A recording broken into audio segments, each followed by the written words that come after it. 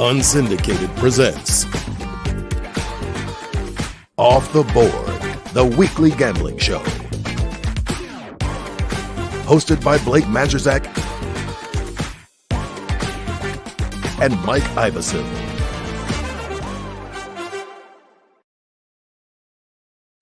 Welcome to another week of Off the Board with me, Majchrzak, and my degenerate gambling buddy, Mike Iavasile.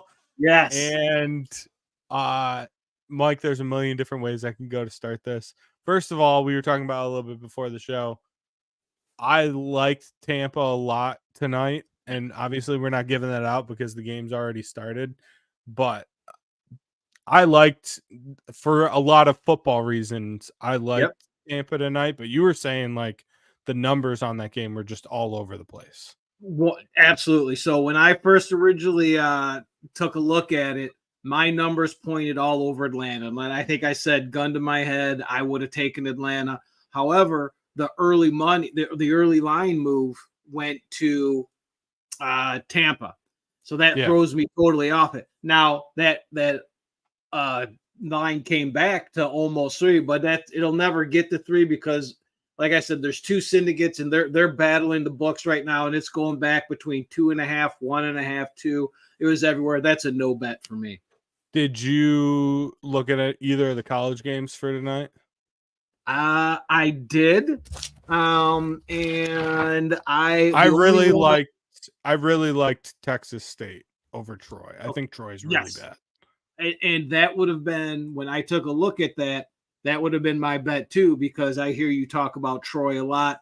I've gone on the Texas State, on them and off them a couple times this year. So that's a way where I would have went. However, again, if it doesn't match up, it doesn't match up. It didn't even make my board as I took a look at it.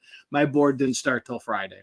So I watched before we started tonight. I watched about 3 minutes of that game, and Troy had a stop, and then like a quick 3 and out just after they scored. So the score was 14-7.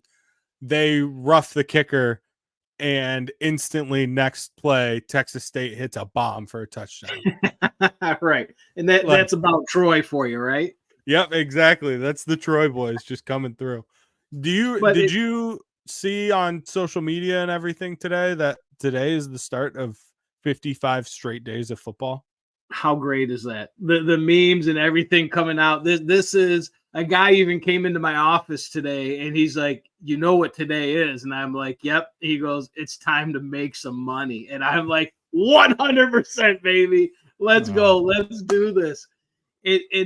As we're sitting here talking about that Atlanta bet as they go in for a touchdown here, it got me thinking why I go off and on of games.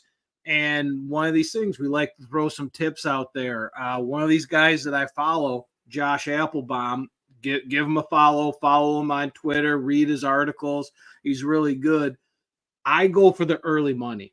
So I look to see who made that line move early. He put out his article today, and he was going on Tampa because of late money. And his tip is about late money is this is the time on game day that they up the limits. So that's when you're going to see the big bettors come in and do it. And that makes sense to me.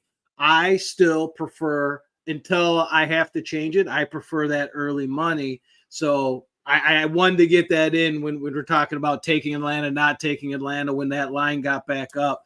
But you got to get your preference, whether you like early money or late money. But I love that thought of limits go up, the big boys come out. Exactly. Yeah. Thursday, there's always a lot of movement. Yep. Today is the day. And like, if you can get in early on Thursday, this goes to what your like strategy is. Yep. If you can get in early on Thursday, you can really catch a good number. And obviously you're going to get burned sometimes too. Yes. But because Thursday is such a big day when those limits increase, like you can really catch some good numbers on Thursdays. And and the crazy thing about that good number is that's always not a great thing. You know, like if you would have caught that good 1.5 or 1 when it got down there for Atlanta, it's only good if it comes back your way, right? And but if it comes back your way that way, that's telling you you've got that money.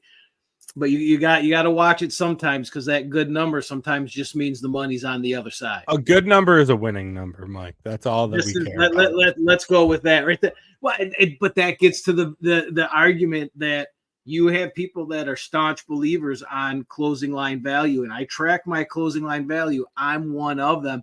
And then the other people say, I don't care about my closing line value. I just care about my winning percentage.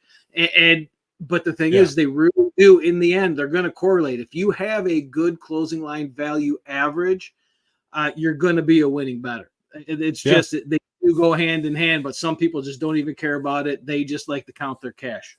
The other thing I was going to bring up too, I don't know, and I should have brought this up last week. Are you a Scott Van Pelt sport? You're in bed by the time Scott Van Pelt's on TV. Thank you very much. What am I talking about? So you know his bad beat segment? Yeah, I love bad beats. Yep. Okay. Usually that segment is like 4 or 5 games. I was on the right side of 4 of the games he featured in that last week. That's crazy. Like, it was the USC game. Wisconsin was covering basically that whole game. They won. There was the South Florida Tulane. That game should have went over no problem. And I didn't know this because I was not watching this game. Tulane knelt it out at the 1 yard line with 2 minutes left. Thank you. Or that under to hit. And then there was one other one. I can't remember off the top of my head. But yeah, it was just a bunch of bad beats, and I was on the right side of all of them. That's a lucky week. Hey, that's a lucky week. Luck's got to be on your side. I love it. There's a guy I follow on Twitter that puts out his 4 top bad beats and stuff, and I always watch it. Something like, if it was something that I was involved in, I'd write it down for the show. This week was nothing I was involved in, so I was very thankful for that. That's such a great segment too. I'm a huge SVP guy. So speaking of bad beats, good beats, all that stuff, you want to get into what we had last weekend in college first and then NFL? Yeah, let's get onto these show bets. Let's get this garbage that I had out of the way, so we can get on to some good stuff. K-State, absolutely, like, that game was never going to be under. Like, that game was horrible. K-State and Oklahoma State. That was a brutal. That game was awful. I tried to watch a little bit of it, and I mean, I tell you what, K-State came out in the end, and they every time I went, they were driving down, and I am done with anything. There's 2 teams I'm done with. I'm not touching any of their games because I have no read on them at all this year. It's K-State, or not K-State. It's Oklahoma State, and it's Utah. I can't Utah because of the quarterback situation. Yes. And Oklahoma State is so inconsistent. It is insane. I'm just done with their games. I can't do it anymore. Fair. That's fair. You got to cross some of them off your board. Michigan, I mean, was that first half they were dominant. I texted you. I mushed myself. I said I don't know how this team is going to score. Yeah. Talking about Minnesota. Yep. The under looked great in the first half. Everything was rolling good, and then it just wasn't.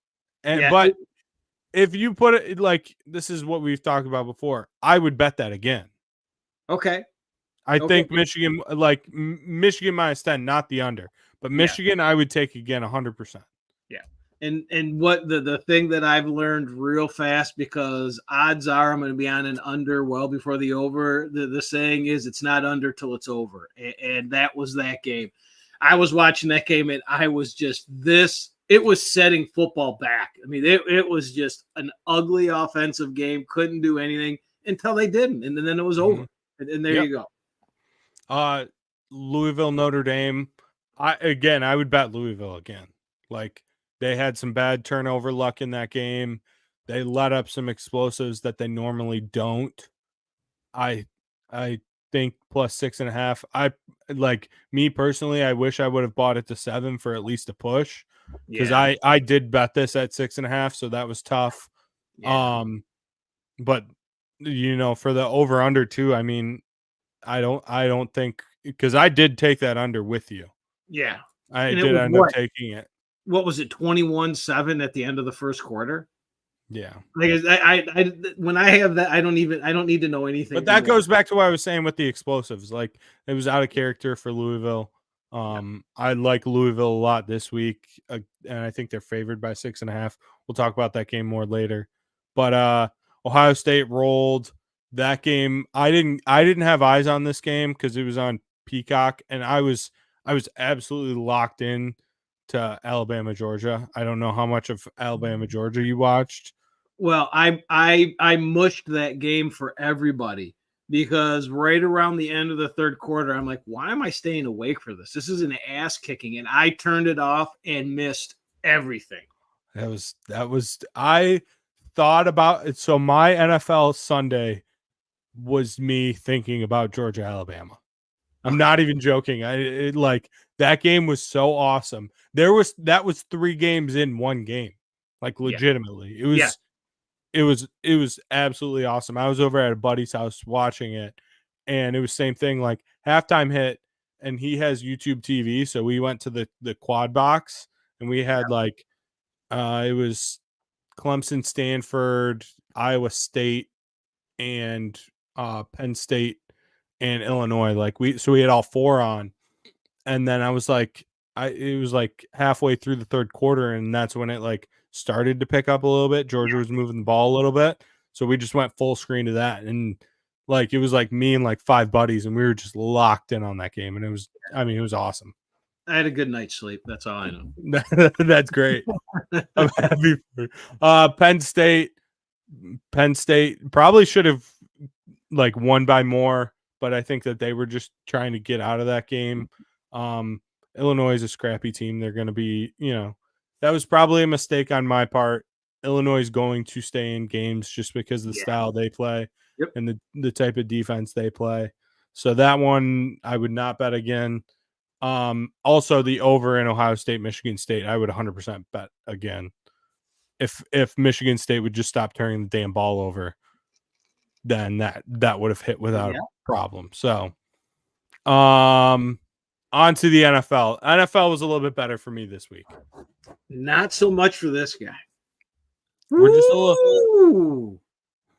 a little backwards right now. Yeah, this was ugly on my part. But again, I'll say it. I said it off there. I'll say it on the air.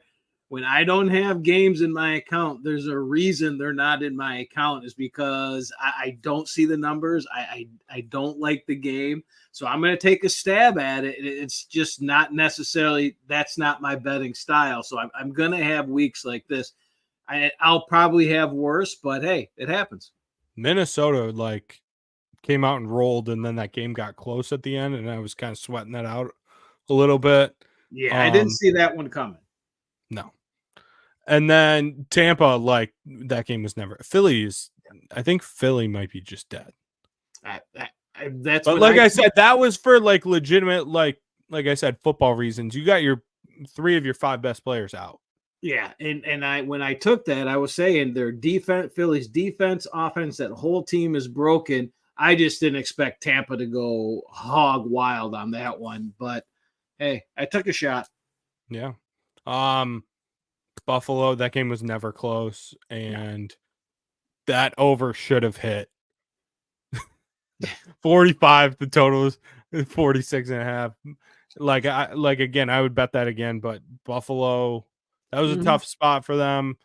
I felt good about it, and I was completely wrong, and that's fine. I can deal with that. Lamar is turning it on, and I knew it was dead the first play from scrimmage when Derrick Henry broke that long. I knew it was over. I was done. Yeah, 100%. 100%. It was a crazy week. It was a really weird week, and that was one of them. I mean, this next game, this Tennessee Miami game, that was okay. awesome. That under should have hit Yeah. I didn't. Okay. We were talking about SportsCenter. I watched SportsCenter after the Lions game. They acted like this game didn't even happen.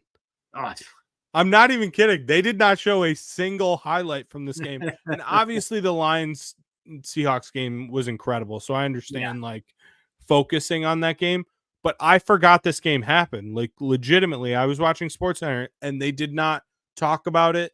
They did not show a highlight from it. Nothing. So I didn't know what happened until the next day. And I didn't know about like the safety and the punt and all that stuff. Oh, Like, yeah. I had no idea. Yeah. So I'm like, that's what killed my under. That's Yeah. what did it. It was brutal. So Yeah, the only reason I watched any of this game was because of that. I had that free bet, and I told you I was going to throw it on. First touchdown was going to be a Billy Blue Jeans pick six. It almost happened as you were just getting home. That almost happened. But I was also intrigued because I was battling between the defensive touchdown or no touchdowns in this game at all. So I really needed a touchdown just to save my face of not taking that bet. So I was glad they at least scored. But once that happened, I paid no attention to that game. And I'm officially the Seattle game turned me. I'm officially no longer going to be betting against the Lions every week. That game, okay. The offense clicked finally. That was my reason for taking the under, like 100%. That offense 100% clicked. That game was wild. It was incredible. Everything was rolling. Obviously, like it's been talked about all week how great Jared Goff was in that game. Everything. You know what's crazy? That game, like I feel like normally NFL games, like you get like 2-3 days where people are still talking about it. But this week, that game happened, and by 5:00 Tuesday, everyone had like forgotten about it because of the Tigers. Yep, absolutely. So it's like a beautiful and thing. now I think for Detroit sports fans, the bye week came at a perfect time. Everyone can just lock in on the Tigers. Absolutely, which is great, right? We're going to have this incredible run once this round starts. Don't have to worry about the Lions. We don't have to worry about the Red Wings or anything else going on. Solely a baseball town is going to be great. But with the Lions, I think Lions fans should be extremely excited about this game. This was the first game that made sense this year. This was the offense that everyone said that they were going to have, and the defense too. You know, the defense at them, and this was that first. It's the first game that they've had that's gone over. So the only thing with the defense that they still gave up so many first downs. But that that's was my point. That it was going to be the weak point of it. We weren't going to get these unders, and you're going to have to count on this defense. Now you don't have to count on the defense, and they were who they are. That is who they are. On the positive for the defense, you didn't have Brian Branch. You didn't have. There was someone else that was out as well. I can't remember off the top of my head now. The safety, Melifonwu. So, like, you were missing two big pieces of your secondary. So that obviously played a part in those points. But, I mean, the defense was playing bend, don't break 100%. Yeah. And it broke a little, but it didn't completely break. But this team's going to need that off. This is that Jared Goff bet that I have. This is the offensive week they're going to have to be. That bet might be alive. It might not be dead. It came back down. It's down to 20-1. So, and I haven't checked it lately, but right after that game, that went back down to 20-1. So he's back on the board at least. Hey, there's highs and lows. It's a roller coaster. You throw a perfect game though, that's going to help a little bit. Oh, absolutely, and catch a touchdown. Come on, that shines all the light on him. He had laid hands on that. Everything. It was incredible. Oh yeah, like he didn't throw him up. That guy didn't know what was going on. So I'm officially off the Lions hater train. Everyone can, and I'm happy about it. So that's good. So real quickly, we can just show the numbers. Todd, it's ugly for Blake. Mike's not that ugly. Blake, very ugly. I'm back in the red, but we're all right. We're all right. Are you betting any baseball real quick before we move on to this week's games? Are you in on any of it? I've just been blind betting the Tigers every day. Yeah, you had said that last time. Now, what I did, I was trying to do a big favor for the Tigers because in the 9th inning, I was waiting for a huge number in game 1 on the Astros. And it got to 22-1 in the 9th inning. And my fat thumb wasn't fast enough and I missed it. So I didn't take it. But that was about all I was going to do. I was going to try to save the Tigers by taking the Astros, which would blow them up and it would have been over with.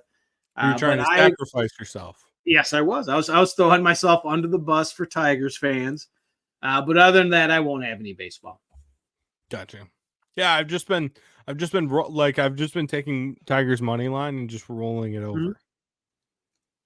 So and why not? Keep going, right? I mean, the train's gonna stop at some point, so you just have to know when. When you're doing the rollover, you just have to know when. It's also very weird that like Monday's game is like a 4:00 start. Yeah. So like I don't even for you that's probably great. Perfect. I was just gonna say perfect because the 2:30 starts screwed me up because I'm at work and then I'm driving and I don't get home to like the 4th or 5th inning. So once the 4:00, I can get home and I can get right on the deck. Eric, if it's Yanks Tigers in the championship series, what do you do? Are you Yanks all the way? Because clearly it says Yanks a couple times in the chat. So like which way, where's your rooting power at there? Are you going Yanks or Tigers? That's what I need to know.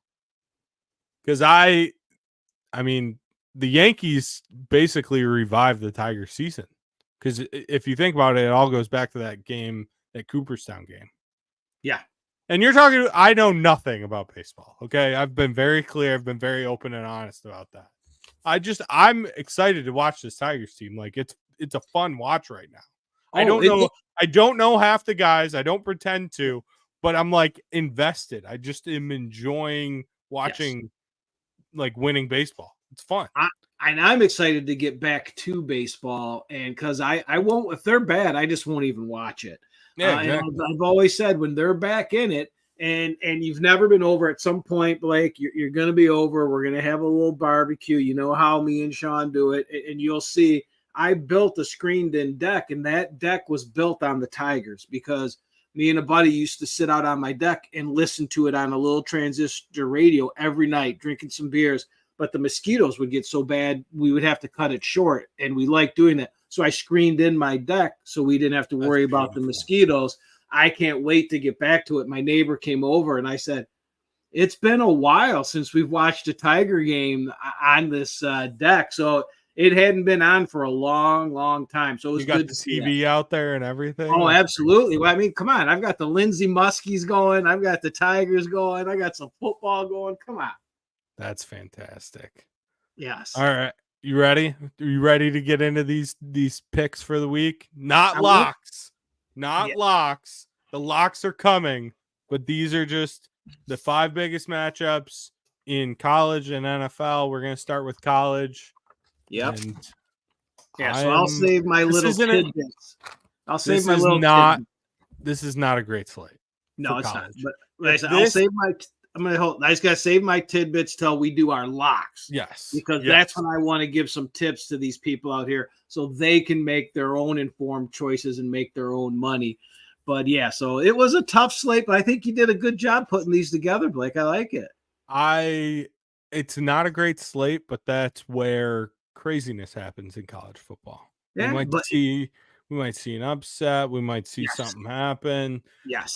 And the other thing is obviously the Tigers play Saturday. So if with it not being a great slate for people that want to be invested in that, or if they only have one TV, you know, you got that going for you. And MSU playing on Friday too, like that like Michigan State fans, that just opens up your Saturday completely. This is a great apple picking weekend. Oh, I like it. Or if you got some fall chores you need to handle. The leaves haven't quite fallen yet. That's when I get into trouble. When the leaves, I have a huge maple tree in my backyard, like giant. Okay. And all the leaves fall in my backyard from this tree. I think I had 17 bags, and I don't have a big yard. I have a very small yard. I had 17 bags last year. Oof. Yeah, I just blow them into the street. You're nice, Blake. I blow them into the street and let my neighbors worry about it. I can't get them from where, like, I would just be blowing them directly into my neighbor's yard. Ah, there we go. Let him deal with it. I do hate my neighbor on the one side. Can't stand him. We got some beef there. I don't think he's listening, but I hope he's listening because I can't stand that ass. Oh, I like controversy. So when I Todd, take the games off for a second. I have to talk about this real quick because Mike will understand and respect this. We're going off the rails. So when I moved into this house 2 years ago now, we bought the house. Like I said, we have the big tree in the back. That tree's healthy, fine. It's a beautiful tree. Love it. Provides shade. I don't have central air as has been talked about on these airwaves. So the tree provides shade for the back of the house. The front of the house, there was a half dead tree when I moved in. Okay. But it was still like somewhat alive, so I wasn't worried about it. I was like, whatever. And it's right on the property line. Okay. So when I moved in a couple months later, the city came by and was like, hey, this tree has to come down. Ooh. Like I said, it's literally on the property line. It's straddling both sides of the property line. So they put a notice on my door. They put a notice on my neighbor's door. Okay. Yep. I contacted tree companies, everything, because this neighbor is like, I don't want to disparage him too much, but you can tell this guy's not a very active person.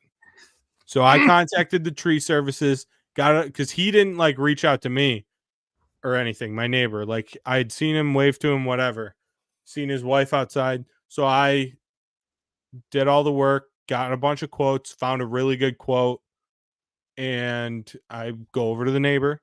I say, hey, I knock on the door. Hey, I want to talk to you about this tree we have to get taken down. First thing that comes out of his mouth, not my tree, not my problem. I said, excuse me? Like, the tree's on the property line. He's like, I didn't plant it. The previous owner of your house planted it. That's how long that this family's been at this house for, mind you. All right. They built the house. They've been there since like the 60s or something like that. It's his wife's like family home. So I'm like, you're joking, right? Like, I didn't plant the tree either, jackass. I've been here for like a year. So I got such a good quote. I just paid for the tree to get removed, but the original quote I got was for like, it was like $3,000 to get this tree taken down. I got it done for $1,200, so I just paid for it. But I was ready to take the guy to court. Like, I was that pissed off. Like, you're not going to split the cost of me having, like, we had to get it taken down or I was going to get a ticket.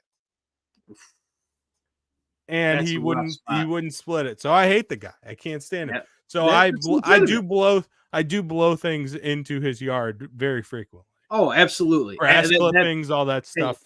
There's consequences for your actions. If that's what they're gonna do, that's what they're gonna get. They're gonna get leaves on there. I'm on Team Blake on that one. So there's my rant about you gotta be. I can't stand the neighbor. Yeah. All right. I'm sorry. That's all right. But now we're on. Now we're back. We're on. Oh, I'm back now. All right. MSU at Oregon on Friday night. Oregon minus 23.5. The over-under is 52.5. You know what I'm not off of? My MSU hater shit. There we go. I am taking Oregon minus the 23.5. Skydog, I see what you're saying about Oregon. And if you told me that 2 weeks ago, I would not disagree with you at all. Yep. This Oregon team is rolling now. You want to talk about a bad beat from last week? I had Oregon minus the 25.5 or whatever, and they had a chance to score at the end, and they didn't, and I was not happy about that. But that was a bad football number. This is a good football number, 23.5. I think Oregon's going to cover this spread. It's a lot of travel, too, for MSU on a shorter week. I know it's only by a day, but still, Oregon in the spot. I really like this Oregon team. I picked them to win the national championship before the season. Yeah. I think they roll against MSU. All right, Blake, tell me, where is Michigan State's coach? Where did he coach last year? Oregon State. Okay, just wanted That's to check. very. I didn't even think about the revenge factor we have here. So we've got I'm with you, Sky Dog. I'm with you. This line opened up at 24.5 and was quickly dropped down to 23.5. And that's because with only 42% of the bets, but 68% of the money was on Michigan State. That's what moved that line. That's what's got me going with Michigan State plus the 23.5. The public sees this as an easy cover. They ran. This is the 6th ranked team. A lot of the reasons that you gave there, those football reasons, Blake, are why a majority of the bets are with Oregon. And you're right. They are coming on there. But let's put that revenge factor in there. Michigan State, a quiet little revenge, 23.5. I also have I'll save this story for off the air. Off the air, you know what I mean? I have a Jonathan Smith story that I will tell you after the show ends. So Okay. that also may be playing into this. Missouri at Texas A&M. Texas A&M is favored by 2.5. The over under here is 48.5. I think this is the only ranked on ranked matchup of the week in college football. The fact that Texas A&M is ranked to me is an absolute joke, but that's just SEC bias in the AP poll. Yep. Mike, you can start it off on this one. All right, but I'm going to go right with those rankings. And this one pains me because I love Mizzou. I've wanted to bet on Mizzou. We've talked about the coach and what the coach likes to do. He ain't going to beat you. He's going to slaughter you. He's going to put up the points. That's what they want to do.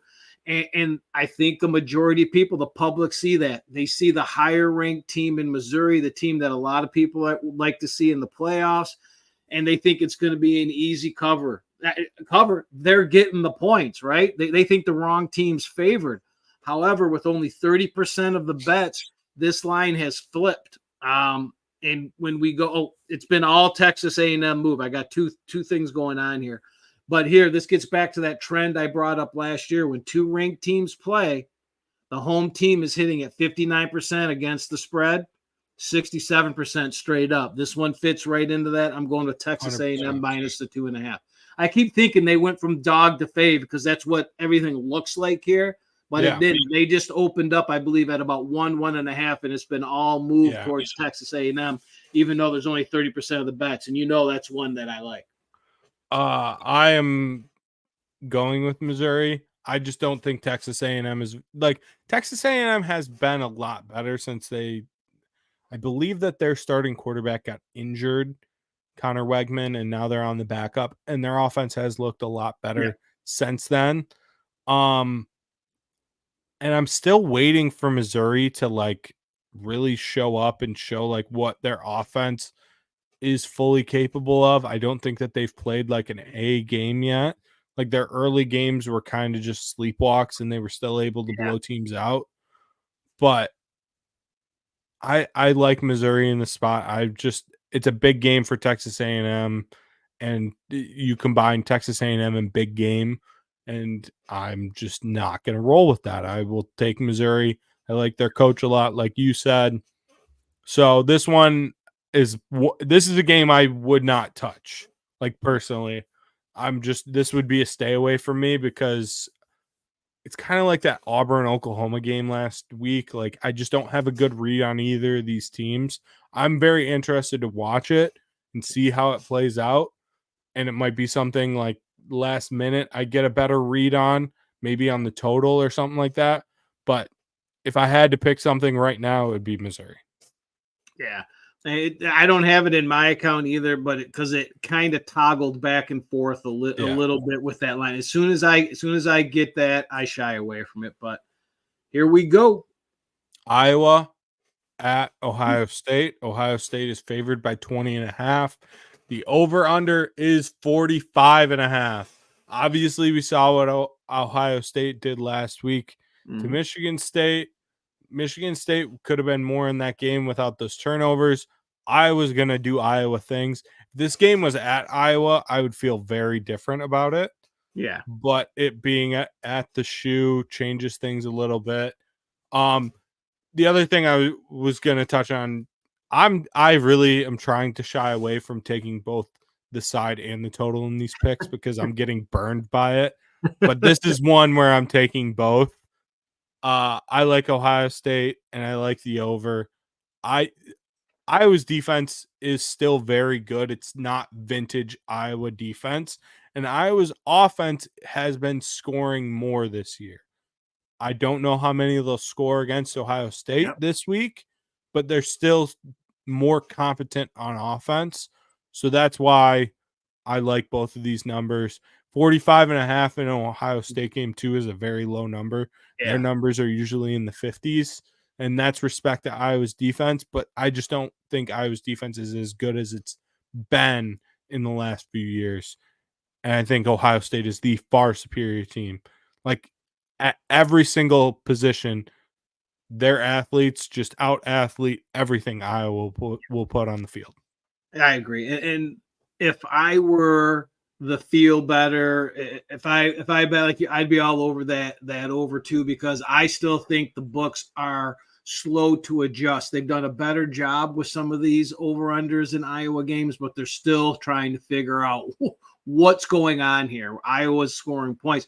So I do think that over-under is a little bit low, but that's not where I'm going. I'm going to go the public here with wow, Blake, a whole 72% of bets are with Ohio State. They think this is going to be an easy cover for the Buckeyes. And I think the public is also kind of slow, like the books, thinking like, hey, Iowa can't even score a point. Iowa's going to get shit out here. This is going to be an easy cover. But despite only 28% of those bets, this line briefly hit for a second 21, but it slammed back down the 20.5, and it's been frozen there. I'm taking the points at 20.5 in Iowa, and I'm going to lay my trust in this newfound Iowa offense. Cade McNamara, that's who you trust right now. Yeah, that's what you got. Here we go. Some stinkers. I like stinkers. Michigan at Washington. Washington is favored by 2.5. This line I think this opened up as Michigan favored, correct? Yes, they did. They were favored, I want to say by 1.5, and it's moved all the way to Washington 2.5. Over under 41.5. Here's my thing about Michigan this year. I've come to the conclusion of what I'm going to do betting with Michigan this year. If the line is less than a touchdown, I'm going to take Michigan. If it's more than a touchdown, I'm either staying away or I'm taking the other side.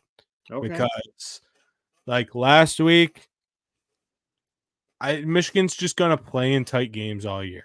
That's all they're going to do. They're just going to play in tight games. It's all going to come down. Like my butthole is going to be clenched every single week from the fan in me. And they're going to be ugly, ugly football games. I'm going to take Michigan plus the 2.5 in this spot. I'm this will probably be a stay away from me.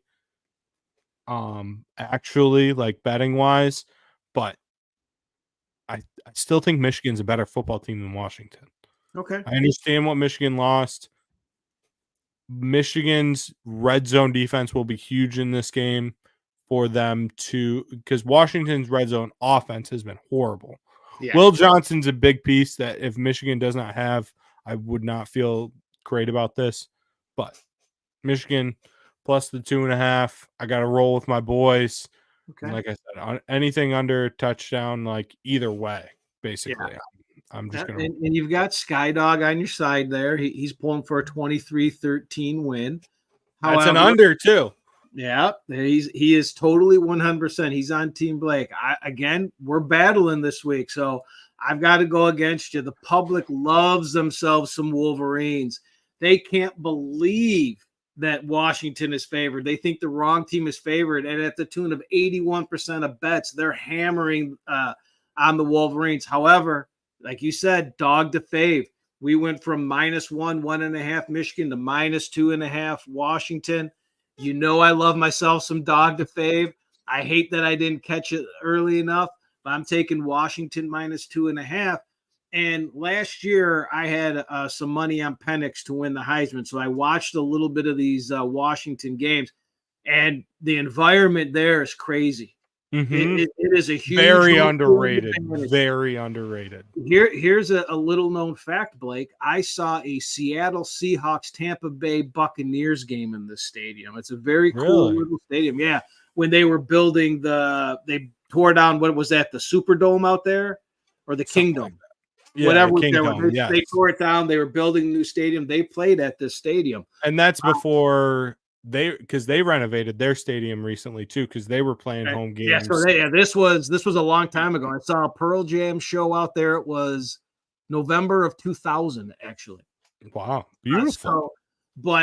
It's a huge home field advantage. This is the first time Michigan's flying all the way out there to this game. I really like Washington in this game. I hope you're wrong. Just for my for mental health reasons, Yeah, personally, but I can't really argue it the way Michigan's offense has been. And I just my Twitter feed is just full of clips of Alex Orji just missing wide open dudes. Yes. Like there was the one 2 weeks ago where he missed Morgan just wide the F open. And then last week he missed Donovan Edwards wide that on the pick play, on the play where he threw the interception, which that play changed that game entirely. Yeah. Donovan Edwards was wide open streaking down the sideline on that play. I don't know if you saw that. Yeah. But that's just and just real quick to comment on what Skydog said. From all the rumors I've heard and from everything that I've read and seen, Jaden Davis will not play this year. From rumors I've heard and seen from my people, my sources, if you want to say, his parents don't want him to play this year. They want him to redshirt. They want him to sit out and learn the offense, learn the system, and hopefully start next year. So I don't think we'll see him at all this year. If anything, we might see Tuttle. The problem is Michigan just doesn't have any receivers, so I don't think it matters who plays quarterback. Yeah. So why not just run with Orji? Because I think Michigan's receivers are trash. That's the conclusion I've come to. Have you talked yourself into taking Washington yet there? Jeez. No. I'm just being a negative Michigan fan. That's all it is. Miami at Cal. This game day is going to be at Cal for this game. Yep. Yes, they are. Cal Twitter is awesome, and just their fans and everything. Like I've come full circle on Cal, and like they're fun. They're just a fun team. Obviously, they had the big upset of Auburn earlier this year. Yep. Miami's favored by 10.5. We got an over under of 54.5. I will start with this one. Yep. Again, I'm just trying to stick to one pick for these games. I like the over in this game. Miami played a crazy game last week that people have argued that they should have lost everything. Yep. I don't know. Did you catch the end of that game, or was that past your bedtime? No, me and you were tweeting. I remember I told you that Miami will burn that field down if they rule this a touchdown. They tried going full Cristobal on that game, and I was texting Sean about it. I'm like, the Cristobal is happening before our eyes right now. Mm-hmm. Yeah, and it's probably gonna happen at some point. Cristobal will blow a game for them. I think they're a way better football team than Cal, but I think both these teams can score. I like the over in this game, 54.5. And this could be the game. And I agree with Skydog. Miami is a different monster than Auburn. But you're talking about game day is going to be there. This is a nationally televised primetime game. The Cal fans are going to be out. They're going to be ready. But let's get to my pick here. The public sees as this is going to be an easy cover for the highly ranked, undefeated Miami Hurricanes. They watched last week. Yeah, they squeaked by, but they won that game. And Cal couldn't even beat Florida State, right? They're going to 12.5 is not even enough points. But with only 17% of the bets, so that puts 83% of the bets are on Miami. They think they're going to cover. 17% of the bets. I've seen this line drop as low as 10, Blake. Yeah. I'm taking Cal at 10.5 at home in a nationally televised game. I think they're feisty. I think I'm not going to say they're back, but they're a nice little football team. And I think the environment's going to catapult them to an easy cover here. And shout out Game Day for going to that game. Yeah.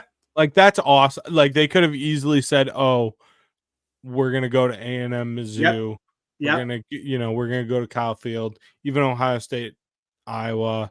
Like, they could have easily gone to any of those games. But, I mean, it's their first time going to Cal. Like, that's awesome. Like, that's a great job by them. And I love this game. This one's actually in my account, Blake, and I grabbed it at the 12.5. So I'm loving this line going down in my favor. So anybody out there, this one's actually in my account. Beautiful. All right. I have a bunch more college games that I can roll through real quick. And I'll roll through them quickly. And if this is something you like, or you have a number on it or something like that, just yell at me and stop me. All right. Yep. Gotcha. So Friday night, Syracuse at UNLV. I like the over in this game, 57.5. UNLV, I think, upgraded with losing that quarterback to the portal. Like, their passing game is better now. Syracuse has been able to put up some points this year with the Ohio State transfer at QB, everything. I like the over in this game a lot. The only worry I have is one team gets up big early in the first half and it kind of gets game scripted out. That's the only worry I have with that game, because it is a big number, 57.5. I like Wisconsin minus 13.5, but now I'm forgetting who they're playing. I literally just wrote down Wisconsin. So let me look real quick. Wisconsin's playing Purdue. That's why I ignored. Purdue's horrible. Purdue's the worst team in the Power 5. Yeah. Power 4. And they just got rid of their offensive coordinator, I believe. Yes. Yeah, they just fired him. Yeah. So Wisconsin minus if I'm getting them under a touchdown, and Wisconsin, like I said, they probably should have covered last week against USC. I was not upset about it, but hey, it is what it is. Boston College plus 1.5 at Virginia.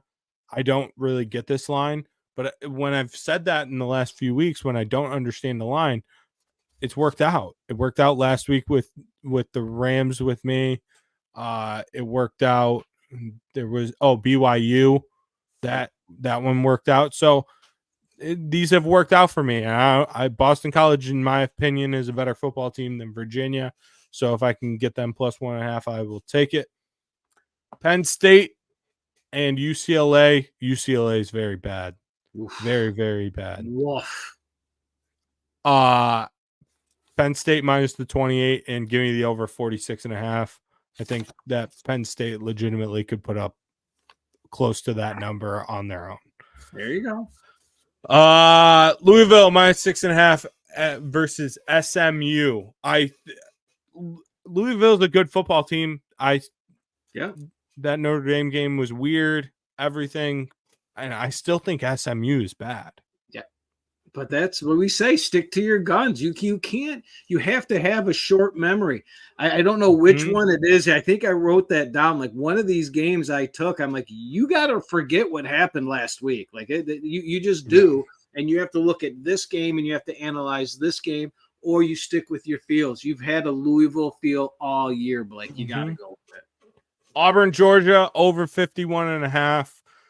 I think Georgia's going to be pissed. They're going to want to put up some points after last week. And Auburn's offense has started to look better. I don't want to say it's been good, but it's started to look better. They just need to stick with Peyton Thorne and ride it out. He's going to have some doy plays, whatever. Yep. But it is what it is. I like the over in that game. And Georgia's defense is just all over the place. Second half last week, they looked pretty damn good. And then Ryan Williams happened. First half, they looked awful. Indiana minus 13.5 at Northwestern. And I also like the under in that game just because of the wind. Hey, wonder. Here we go. Because you know where that stadium they're playing at this year. It's right off the lake. There's just wind coming in all over. Like, it might not even be a windy day in Evanston, but at that stadium, no matter what, it is windy. And we'll say it over and over and over on this show as the year goes along. The only thing that affects an over and under, it's not the rain, it's not the snow, it is the wind. That's it. 100%. And I think Indiana is actually like really good. They look real good. Oof. Under 2 touchdowns. I'm very worried about Michigan against Indiana. I'm just going to state that now, get it out there in the public. When Michigan plays Indiana, I'm going to be very, very nervous about that game. Very nervous. We got time. If Michigan loses to Indiana, I might be like throwing up. Michigan won a national championship. I'm gonna be okay. Yes, you're gonna be all right. You're gonna be all right. Keep telling myself that. Just put your hat on and you'll be all right. Oregon State minus 11.5 against Colorado State. Colorado State's very bad at football. As you know, Mike, you've learned. Yep. You've learned right. through But me. Here we go. But here we go. You said stop you if I have numbers. You finally hit on one of my games here, and you're going with the public. They're looking at. They see the stronger 3-1 Oregon State team. They see a Colorado State team, and all they can think of, like I can think, is 52-0. I think was that score, right? But despite Texas, But, it's going to be an easy cover, right? That's what you just said. Colorado State stinks. I have to forget what happened in the past and look at these numbers. 37% of the bets, that's it. That's all that Colorado State has, and that line has moved from 14 down to 10.5 I've seen. We've got it. I got it at 12.5. So I've got Colorado State plus 12.5 in that game. That's a little reverse line movement. It shouldn't be. Now, at what point though you get burned by a team? At what point are you just, no matter the numbers, you're done? I can't. I've got to. Okay. I respect that. The only thing that you'll see me is, for example, when we look at a Utah and the uncertainty of injuries. Or if I think a line move isn't because of a bet, is because of a correction due to an injury or an unknown injury. Those are things that I can't get after, but I have to look because of recency bias. A lot of people will look at those games, and Colorado State's going to form into a nice little cover here at some point because of where the books are going to over compensate for how bad they are. So that's how I try to catch it. I will get burned over and over and over on these things, but if the numbers make sense, I've got to take it. This might be another numbers one. Clemson minus 14.5 at Florida State. Nope. Okay.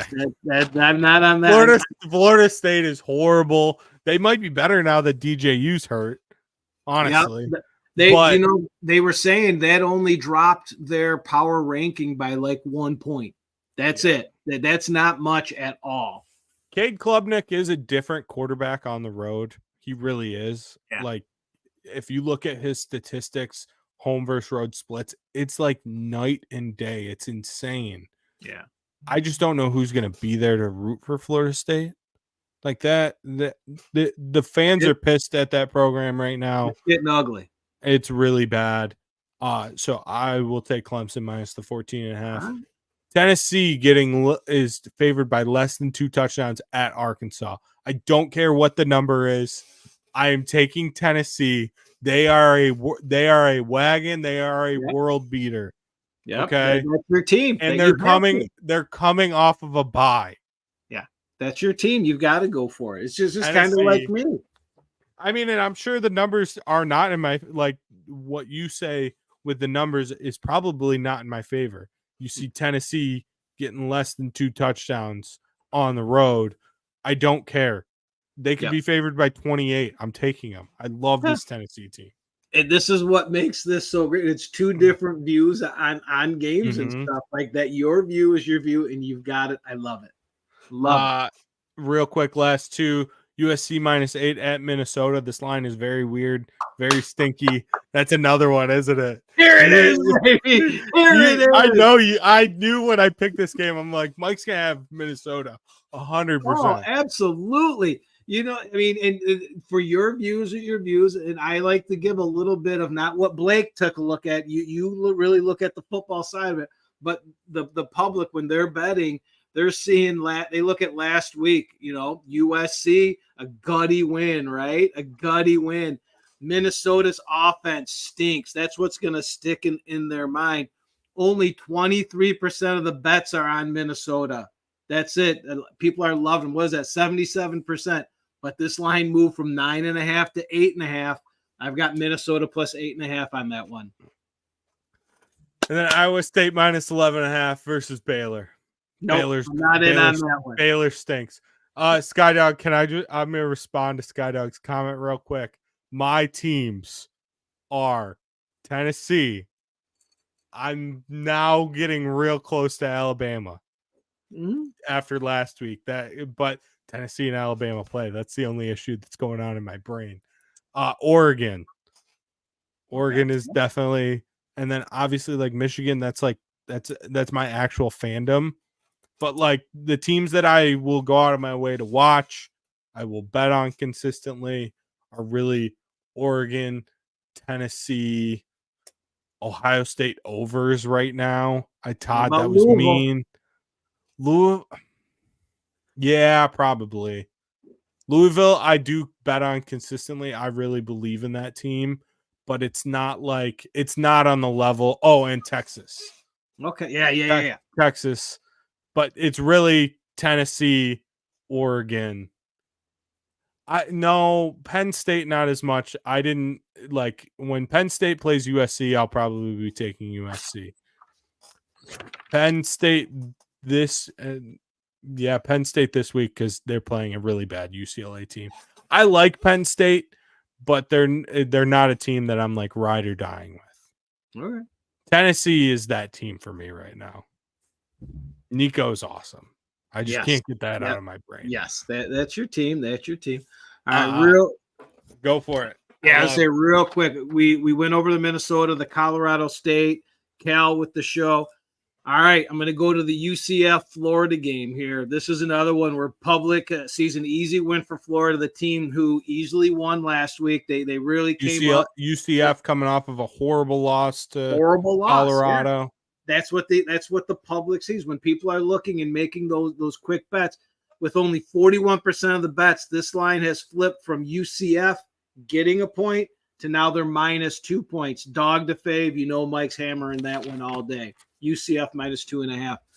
Now the Arkansas State, South Alabama. Let's go. We're watching this game. I'll find it on TV. The Red Wolves. Yes. The public sees an easy cover on this, and the line's just way too low. How can South Alabama only be favored by 3.5? They scored 87 points a couple weeks ago. They should be favored by more. But despite only 19% of the bets on Arkansas State, this line is moved to 3.5 from 3 to 3.5, and it stayed there. I'm taking Arkansas State getting the 3.5, and I luckily found the 3.5 and grabbed it. And Arkansas State's a good team. Remember how close they played Michigan? Come on. Yep. Come on now. Here we go. And it's one of those, but shop around. Get that 3.5 if you can find it. Just like this next game, my last college game of the week, I shopped around, found it. I'm going to the Hawaii San Diego State team. Hawaii's flying into the mainland, right? The public sees Hawaii, a team that struggles when they fly into the mainland, right? San Diego State, they think that this is going to be an easy cover for the San Diego State team. They think Hawaii's coming in. The Rainbows are done. Only 27% of the bets, but this line has never moved. Well, no, it did move. I'm sorry. It moved from 5 to 2.5. This opened up San Diego State minus 5. It's down to 2.5. That's a reverse line movement that I will bet all day. And I actually took it right before the show because it started to drop to 2. And so I jumped on the 2.5 that I could find. This reverse line movement and dog to fave stuff, that's what I'm digging through these numbers to find. And a lot of people, Blake, sometimes you'll say this line doesn't make sense. That Minnesota line, it doesn't make. Not only does it not make sense, it came in my favor. So now it's even better for you, right? Yeah. They're giving less points. So you know what's also weird about that game? Because I looked at that game earlier when I was going through games. That's so weird that's an 8:00 start. Because usually San Diego State's playing like 10:00 start games. I swear they probably scheduled that earlier just to mess with Hawaii's like clock. Oh, that gamesmanship, 100%. 100%. I saw that start time. I was like, that's really weird. I know TV networks have more influence over game start times now than like they used to, but still, like that's a weird start time for those two teams. Very weird. Because I mean, what is that? That's 5 o'clock local kick. Like that's just weird. I don't know. All right, on to the NFL. A pretty good slate of NFL this week. Yes, pretty good slate. This was an easy pick of games, I thought. The primetime games are good this week too. Interesting, I would say. Like Dallas Pittsburgh isn't good, but it's interesting for prime time. But and I texted you and I was like, if there's any NFL games that you like this week, I'll add them to the 5-pack. And you just sent me all 5 games. You were like, these are the games. Yep. Like I said, these are the games that like I'm looking at them. I know, like we talked before the show, we want to put them out there. These are probably games that people are going to have money on because we see the names, the Jets and the big game. I have a couple I'm leaning towards, but I think only one I might have in my pocket right now. So that's even more interesting. But these were some good ones. I got some good stuff on them. Jets at Minnesota. Minnesota is favored by 2.5. The over-under is 40.5. I'm gonna keep riding with Minnesota. Like I did it last week. They're on a roll. I think I saw some stats about Sam Darnold that aren't exactly in my favor. Like I guess the first month of his season in his career, his numbers are really good, and then they just fall off of a cliff. Okay. So that's not great. Skydog 100%. Great matchup in this game with Sauce versus JJ. Like that'll be really fun to watch, kind of the game inside the game, especially with how good Justin Jefferson's been this year. I think he has a touchdown in every single game this year. So if you're looking for a touchdown score, maybe you dabble a little bit on that.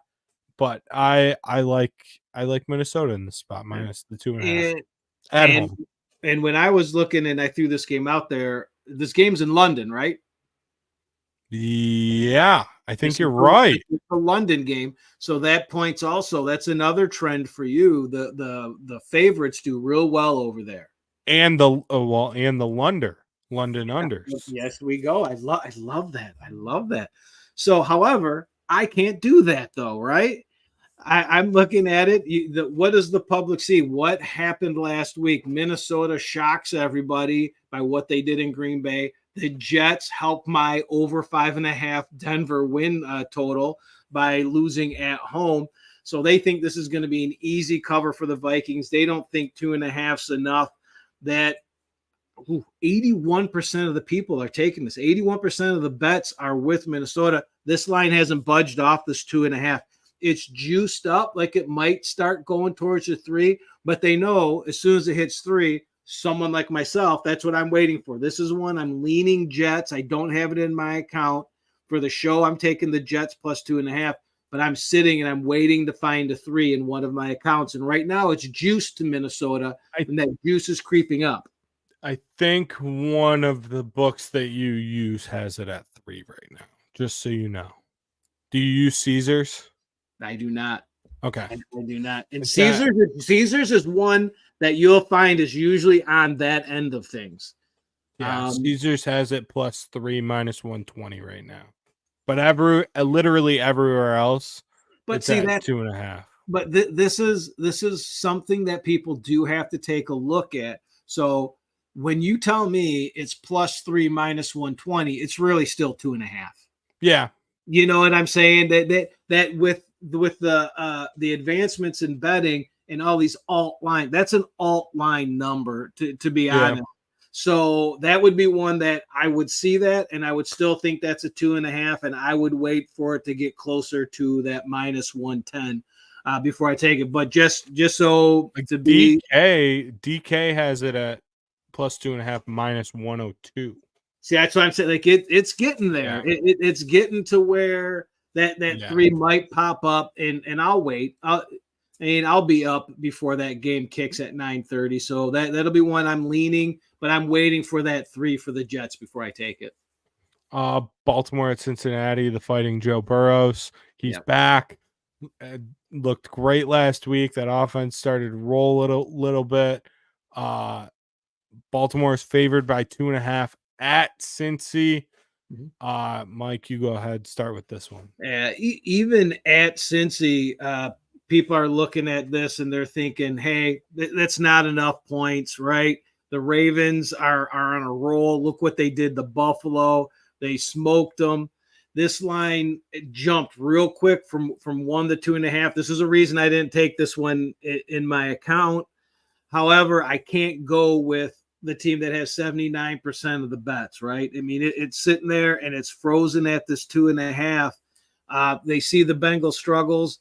Now, this is another one. These divisional games, what do I have? When 65% of the bets are on one team in a divisional game, they're only hitting at 40%. And that ticked me over the edge to the Bengals plus 2.5. I'm going to watch this game. I'll be watching this game. I wouldn't put any money on this game. I just don't know what's going to happen, and my numbers don't add up. But I'm going to go with the Bengals 2.5 for the show. You know what I'm taking. Yeah. I'm taking the Bengals and the over. Double time. Over. Wait, did I say time. I have to double check what I sent? I might have sent Todd the wrong thing. Todd, I'm going to double check right now because I looked this over. I think I want the over. I'm going to look right now. And while you're looking, this is another one that I'll say, if people are out there thinking that they like the Bengals for whatever reason, their football reasons or their numbers make sense. I sent you under. That's my bad, Todd. Hold out for the 3, people. You'll find it somewhere. It will. With the rate that the money and everything's coming in on the Ravens, this is going to have to move to 3 at some point. Todd, just take off the total. I'm not going to take a side on that. I need to stay disciplined. I need to stay disciplined. It's the new Blake. Just give me the Bengals. Just give me the Bengals, and that's it. I'm going to take it off my sheet here too. Everything. Nothing. I'm not going to touch the total because I sent a text that said under, but I'm also thinking I like the over. That's not a good sign for anything. So I'm sorry, Todd, for doing that to you. Todd, I like creating more work for Todd, and Todd hates me because of it. Is that factual, Todd? So real quick, Todd's working on that graphic. Is there any other numbers that you were kind of looking at? Any other trends that you were looking at for this week before we jump into that next game? Before we jump into Bills, the trends, absolutely. I love my Mackinnon. Steve Mackinnon and his son AJ put out some trends. If you guys can find them out there, this gets into the Jet game. The teams that lose while allowing less than 12 points the week before are 84% against the spread the next week. That hits on the Jets losing last week while only giving up 12 points. Now here's a real good one here, Blake. This is going to get your motor running in a lot of different ways and make some people say, wow. Boise State is 10-1 against the spread, 91% when favored by 20 or more points against a Mountain West opponent. Okay. That's not the craziest one, right? They're playing Utah State. Utah State is only 28% against the spread when they're in a revenge spot playing a team that they lost to the next year, right? Mm-hmm. Wow, that's real. Listen to these numbers on what they think that this Boise State, like whether you're saying, hey, that's a lot of points, listen to what they think Boise State's offense is going to do. And Ashton Genty, to be specific, his over-under in yards, Blake, do you know what it is? I'm assuming it's around 250. Okay, so you're a little heavy. It's 191 at a minus 115. I've never seen it. He's so good. He's so good. Just wait. You love anytime touchdowns, right? Yeah. You want to take him for an anytime touchdown, Blake? I'm assuming it's like minus 400. Minus 3,500. Oh, that's crazy. Oh, no, Blake. That's not crazy. 3 touchdowns. minus 155. Oh my God. That's not even worth parlaying. No. I mean, that is absolutely insane numbers of what that guy is doing. He might break Barry's record. He's that good. I mean, that's what everybody's trending towards. He went from 150 to 1 to 10 to 1 in the Heisman race. Mm-hmm. I mean, he's got. I don't know if he's going to have a big enough win. They're going to have to make the playoffs for him to get close.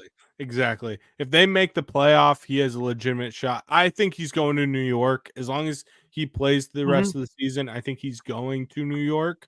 I think it's a 3-man race right now between Milroe, Hunter, and Genty. Yes. In my opinion.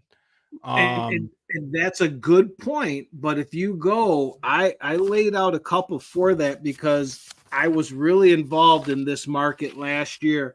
And all you have to do is wait for somebody to have a big win. Mm-hmm. And that's what happens. If Bo Nix wins against Washington in the Pac-12 championship, that he wins the Heisman, right? He doesn't. It doesn't happen. So I wrote down, and your boy from Tennessee, they beat Alabama. That could be that game. And he's dropped down, Blake. You might want to dabble. I think he dropped down to about 18 to 1. I know. So that's a number that's going to jump, and you'll have value. I want it to be Travis Hunter. I really like. I am not a Colorado fan. I don't pretend to be. That is not one of my teams, Skydog. Not one of my teams, Colorado. But one of my guys is Travis Hunter. He played like 136 snaps last week in Florida. It was like 106 degrees. Yeah. And he played like every play and had over 100 yards receiving and that pick. He's awesome. Yes. He's the best. He is the best college football player right now. It's going to take some big wins by Colorado to put up there. He's at 7 to 1. I don't think there's any value with him right now. Yeah. But with that, I mean, if those numbers are what they think he's going to do against Utah State, it fits right into that 10-1 against the spread when they're favored by 20 or more points against the Mountain West. So that if people are looking at that Boise State, there's a little betting evidence for you. Boise State and parlay it with Genty 3+ touchdowns, and maybe you'll get plus 105. Oh yeah, right. Which is so unbelievable, unbelievable. All right, back to the NFL slate. Thank you, Todd, for fixing that. Thank you, Todd. Just the Bengals plus the 2.5. Next game, Bills Texans. I will start with this one. I don't have a great beat on either of these teams. What Skydog said about CJ, like, yeah, that team's been very inconsistent offensively, and you would think with all the weapons they have, they would be consistent. Maybe it's just Diggs. This is also a Diggs revenge spot, though. That's the thing. Yeah. So there's that kind of plays into it. Like, he's going to want to have a big game against his former team. And that's part of the reason why I like the over in this game. Over the 47.5. I think both these offenses can score. Houston's defense has also been kind of inconsistent this year. Buffalo's run defense has been horrible this year. So give me the over in this game, 47.5. This is one I will play. I will be betting the over in this game. And for the reasons you just gave is why 77% of the bets are on that over right there. But tell me, with only 23% of the bets, this immediately went down. This was immediately bet down. This was down at 46.5. And me and you had a conversation earlier about early money and late money, right? I tend to like early money. My guy Josh Applebaum likes that late money because that's when limits open up. But I take the early money because who is betting when those lines come out Sunday night?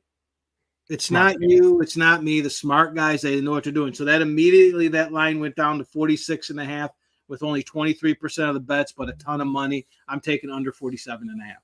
And is this one that will be on your card bet? It will not, because it's going like this. Okay. The earlies and the lates are going when the early bettors and the late bettors are fighting. I let them fight it, and they can have that game. But with that early money, that would be one. It was on my board, but then what I do is I give it a little bit of time for some late money to come in. When the late money comes in, I'm off. Gotcha. Cowboys at Steelers. Yeah. Pittsburgh is favored by 2.5. The over-under here is 43.5. Yeah. This, and Mike, you can go first with this game, but this game is two things clashing in my head. We talked about this briefly last week. Yeah. I love Pittsburgh as a dog, and I hate them as a favorite. Always. There you go. Always. There you but go. Also, Dallas is just Dallas. Mm-hmm. So, like, you want them to win a bit. Like, they somehow screw everything up. So, I have a lot of things battling in my head right now, but I'll let you go first on this one. Yeah, I tend to agree. This one's actually in my account. When this line opened at Steelers -1, a lot of people had the same feeling. A, it's America's team, so you've got 67% of the people betting on the Cowboys. B, a lot of people like them as dogs, but not as favorites, right? So they only had 33% of the bets going with the Steelers, but it's moved from -1 to -2.5. That's a bet that I'll take all day. I'm sad that I missed the one. I don't get that. I go to bed early on Sunday. By the time I wake up, this was at 2.5. I've had this in my account for a while. I'm taking the Steelers at -2.5 for the show and in my account. I can't take the Steelers as favorites. Yeah. It's like it's been just beaten into my brain. They are just not, and I should have looked up the numbers on this before the show just to match your numbers. But I need to look up what the Steelers like record is against the spread as favorites versus as dogs. I need to look that up. I will have that for next week. I'm taking Dallas, and I'm also taking the under 43.5. It's just primetime under. The under is definitely something I will play. Dallas, that will be kind of, I don't know. I'll probably end up taking them, knowing me and how I am, but under for sure will be taken by me. And last game, New Orleans at Kansas City. Kansas City is favored by 5.5, and the over under is 43.5. I will start with this one. I'm you don't make money betting against Patrick Mahomes. I've said this many times on this show. Yep. Patrick Mahomes is final. He is inevitable. I understand everything with their receivers and everything that's been going on with them this year. They still have not played their best game. They have all those injuries. I don't care. I'm still taking Kansas City minus the 5.5. And I'm also taking the under because of all the injuries and everything. Kansas City's defense is still really good. Really, really good. That part of their team is still healthy. It's just the offense has been sputtering. All right. So just real quick, the Pittsburgh Steelers, I think this has got to be all time because this is like a million games, but they're 50.3% as favorites. Okay. So it's fair enough. I need to look at under Tomlin. That's yeah. Steelers. So this Chiefs game is very interesting to me. I don't have it in my pocket right now because it's toggled between 5 and 5.5. This could be the first time that I really can remember that that Patty Mahomes is not the public side. Like was very strange when I had to really look at this a couple of times with the line movement and everything. You just got to see, where did you get it to open? Did you see it opening at 5? Did you see it opening at 5.5? Because if you've seen it open at 5.5, it got bet down to 5. So that would throw me off. Then when I looked and there was only 36% of the bets on Patrick Mahomes, I'm like, I don't know if I've ever seen that, but people are down on Patrick Mahomes. He hasn't looked good. How he's the front runner for the MVP, I don't know. I get it that they're undefeated. And there's something that I'll state after this that speaks more to Kansas City than the Patrick Mahomes. But for the show, I'm taking the Chiefs at -5.5. I'm going to take a look at this one a little bit more. And by Monday night, this one could be in my account. That's where I'm leaning. And a quick story is I remember when I first started really getting heavy into betting, for me, Kansas City was an automatic bet on Monday night because of the crowd. And it was this big home field advantage. But if you have to remember, though, back then, Blake, there was no Patrick Mahomes. This wasn't the Joe Montana times. They had some bad teams. They had some quarterbacks go through there that weren't so great. So they were a lot of times underdogs at home. And Kansas City, an underdog at home on Monday night. So it kind of warms my heart and brings me back to my younger days when I see Kansas City playing on Monday night. So for the show, I've got the Chiefs -5.5. I might have them by Monday night. I don't know. All right, so I have some numbers for you. And Thank you. And I'm right, by the way, under Tomlin. Okay. So as a favorite, they are 88, 97, and 2, 47%. Mm-hmm. As a dog, they are 58, 31, and 3, 64%. Oh, yeah. He is a dog when he's an underdog. Exactly. He's so what he's like known for. I like and obviously against the spread, his total record, he's 53.5%. But as a favorite, he has a losing record against the spread, and as a dog, he has a winning record. So I like that. I understand what you're saying trends wise, but my pick goes with a trend. 100%. We can always find a trend that helps our pick. Yes, 100%, and that's why we bet. I know Todd's pulling his hair out and he wants to kill us for how long we've gone, but to he go just left. He left. He's done. I love it. So to get back onto it, have you ever heard of Michael Lombardi? Yes, he's he's unbelievable. I love listening to his podcast. I read all of his articles. He makes some great football points. He's my football guy. I go to him to read about football stuff. I mean, he's with Belichick. He was with Walsh. He's with all those names. This guy knows what he's talking about. And I think I sent a text to you last week about my bets hate the fourth quarter. I have been jail sexed in the fourth quarter all year, and it's happening. And he wrote an article, and it was basically you should look at how your team does in the fourth quarter before you lay a bet. And he gave two examples. One of them is the Jaguars, 0-4.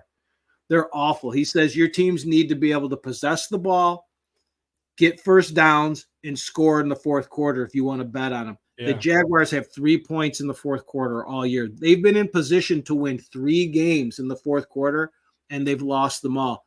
On the other end, the team we just talked about, the Kansas City Chiefs, are 4-0, and you can go right to that San Diego game. 10-10 going into the fourth quarter, and Patrick Mahomes possesses the ball for 9.5 minutes, and he had 7 or 8 first downs, and they scored 7 points right there. Yeah. That gets to a little bit of Kansas City's not right now, but when they need to, they do the right things, and they're going to win games. So when you're looking at that Monday night game, which I have to look at that Monday night game again, that's something to factor in. 100%. Do you want to roll through your NFL games first, or you want me to? It's up to you. I'll go real quick. I've only got 5. I think it's 5. I don't know. It's real light here. The Jets, Vikings. I'm at that game. I'm going under 40.5. The public, I think, is still a little bit high on Minnesota and what they did in Green Bay. But come on, they're flying across the world, and we're going to get a Lunder, right? Lunder, yep. Yes, and we're talking 38% of the bets, but 52% of the money. This line dropped from 41.5 to 40.5. I've got it at under 40.5. Now, an odd one for Mike. I went here last week. I'm going to go there again, and I know I'm going to kick myself because of one player, and I have 2 bets on this damn player, Blake. The Cards and 49ers, I've got it over 49.5. I think the public still sees the 49ers as the staunch defense. When they go in there, you're coming into their house. Thing is they're not really good. They haven't been really good at home over the last couple of years. They've definitely got better, but I'm going over 49.5. This line with 42% of the bets, 61% of the money, this line immediately shot up from 49 to 51. it tricked back down to where I found it. This is one that I know I'm going to kick myself because I bet against what I usually do with that double move. I like line going one way, but I took it at 49.5. And I also hate that I'm coming back with the Cardinals plus 7.5. I have that too. I love divisional games, and if you're going to give me 7.5 points in a divisional game, I'm going to take it. That was my exact thought, Mike. Like, yeah. Legitimately, touchdown, and like this plays to your over. Arizona's been able to score. Yes. Besides the Lions game, they've been able to score pretty much at will all year. Yeah, there's one thing that's going to factor into that, and I'll get to it. But I mean, literally, when they're looking at it, you would think people would be heavy on San Francisco after last week, but they don't know. It's split. It's about 50-50, but 83% of that money is on the Cardinals because that 7.5. And I think it's 70. Oh, here's a trend. Look at this. Teams are 72% against the spread after a 30-point loss the week before, and then going into a divisional game. That's the Cardinals. What scares me about this game, and I don't know if you saw what I saw last week, Kyler Murray is the biggest baby I've ever seen on a football field. His body language is disgusting. Yeah. Like I was DJ, I'll counter that with DJ Moore. Okay. I mean, we're always gonna find someone.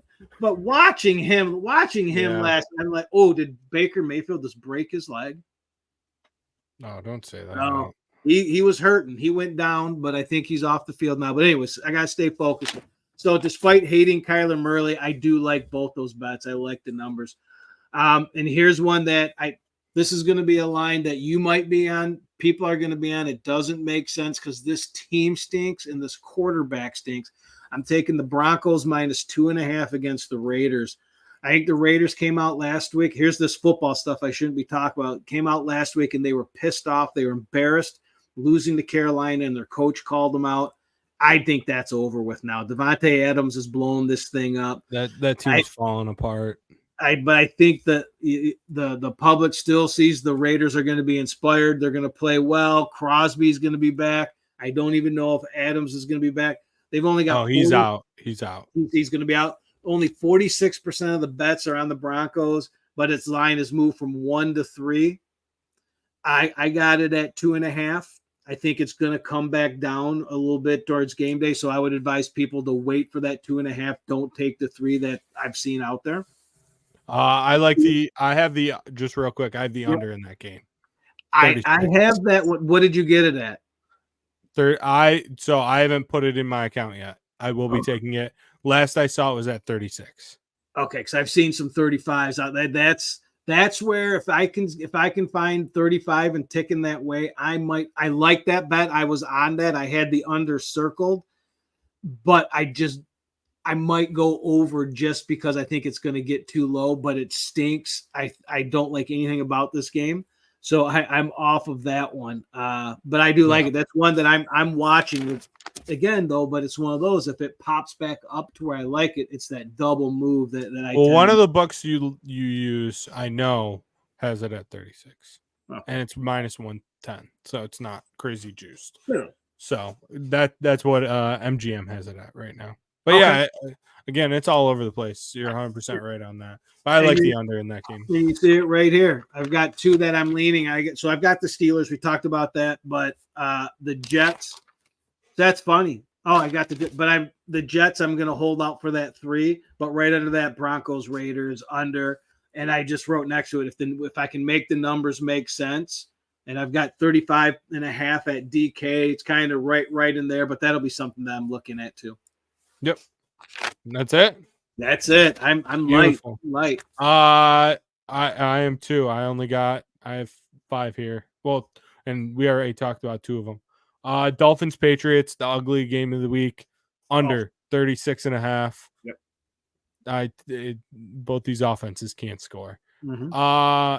And the Dolphins D line is actually not terrible. I know that they lost one of their DNs for the season because that team is just getting injured all over the place, but still their D line is not bad.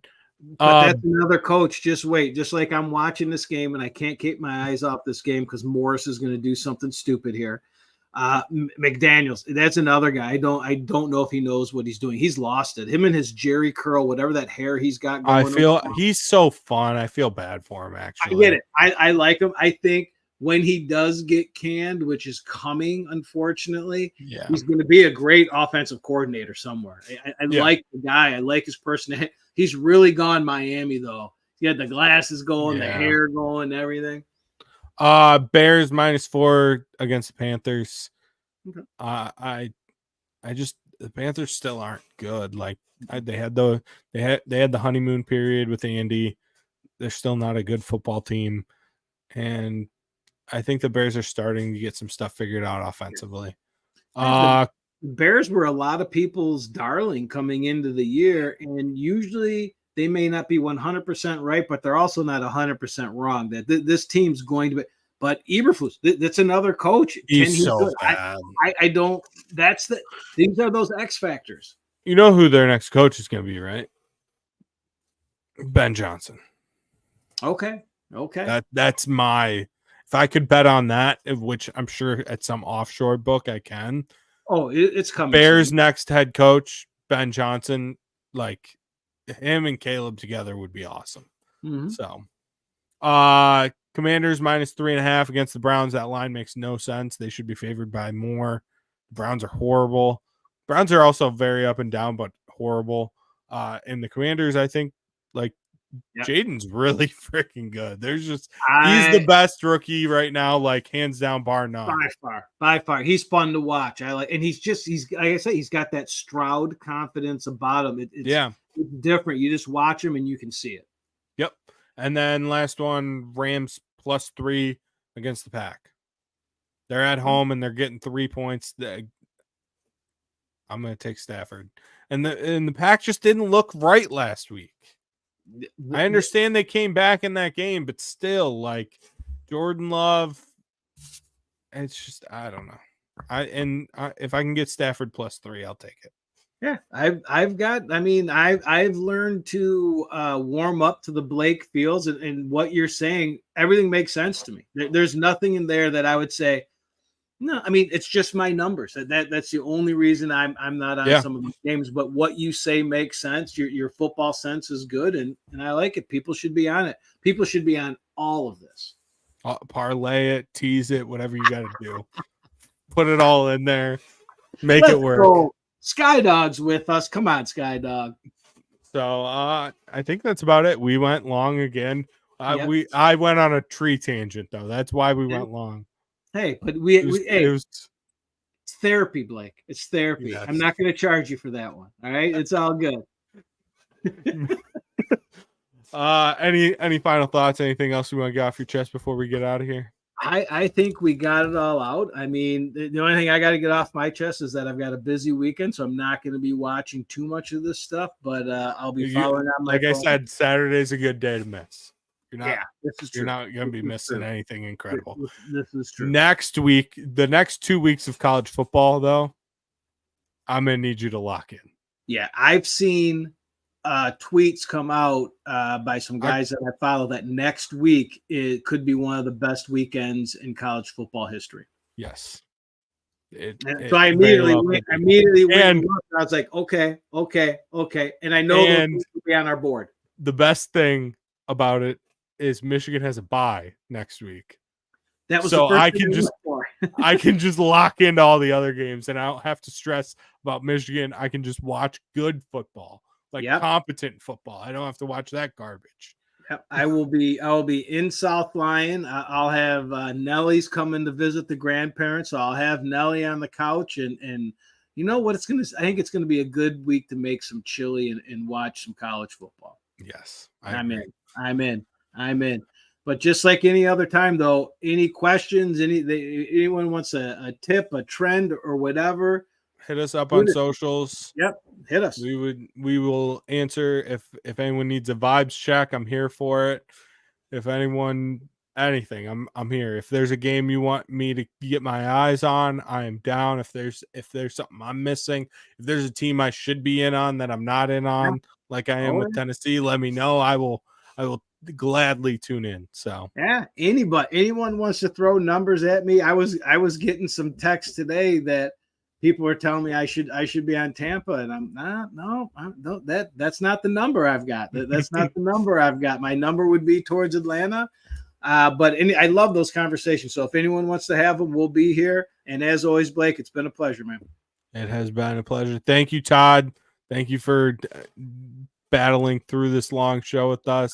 Mike, go to bed, get some sleep. You got an early morning. Absolutely. And I can't wait. That's it. Good luck, everyone, this weekend. And we are out. You've been listening to Off the Board. Tune in all throughout the football season for weekly picks and insights. Subscribe to Unsyndicated and Off the Board on all your favorite social media and podcast platforms.